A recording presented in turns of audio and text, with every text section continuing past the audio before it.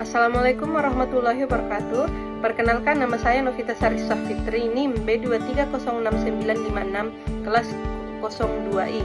Saya akan memaparkan materi dari kelompok 1 tentang konsep dasar upaya promotif dan preventif serta jenis IMS yang lazim pada wanita sepanjang daur kehidupan oleh dosen pengampu Rismawati SSTMKes dengan mata kuliah pelayanan promotif dan preventif pada IMS Universitas Megabuana Palopo.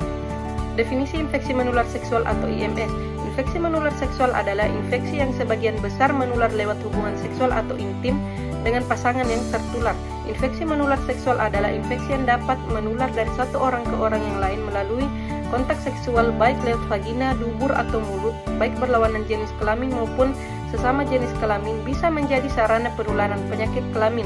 Infeksi menular seksual disebut juga penyakit kelamin, dan penularan juga dapat terjadi melalui transfusi darah atau berbagi jarum suntik dengan penderita.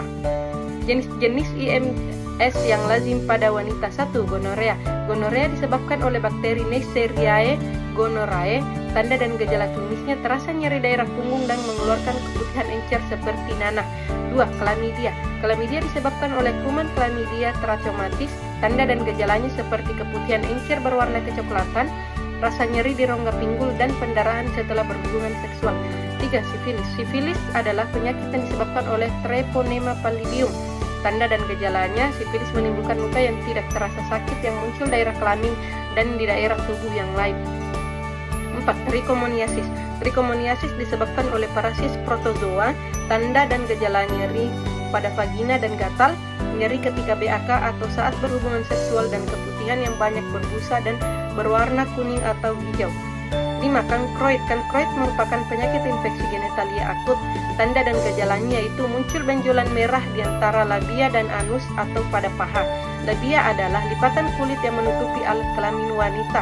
Setelah benjolan menjadi luka terbuka, wanita akan mengalami nyeri selama buang air kecil atau buang air besar. 6. Herpes genitalis. Herpes genitalis merupakan infeksi akut yang terjadi pada genitalia wanita. Tanda dan gejalanya adanya rasa gatal, nyeri, dan muncul bintil-bintil berair di daerah kelamin, pantat, anus, dan paha. 7. Lymphogranuloma venerum. Lymphogranuloma venerum adalah IMS yang mengenai sistem saluran limfe, genital, anus, dan rektum. Tanda gejalanya timbul pembesaran kelenjar getah benih, inguinal, medial, dan radang, nyeri kepala, dan demam. 8. Kutil kelamin. Kutil kelamin adalah benjolan kecil yang tumbuh di area kelamin atau anus akibat infeksi virus HPV.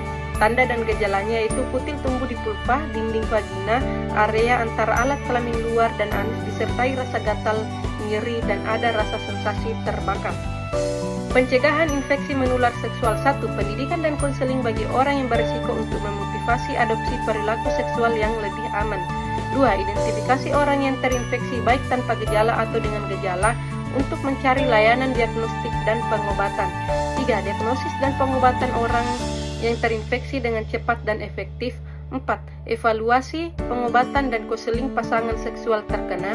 5. Vaksinasi orang yang berisiko untuk terkena infeksi menular seksual yang dapat dicegah dengan vaksin. Upaya promotif dan preventif. 1. Menerapkan perilaku hidup bersih dan sehat. 2. Tidak melakukan seks bebas dengan bergonta-ganti pasangan. 3. Jangan berhubungan dengan pasangan yang terinfeksi. 4. Menggunakan proteksi atau kondom. 5. Sunat pada pria. 6. Melakukan vaksinasi.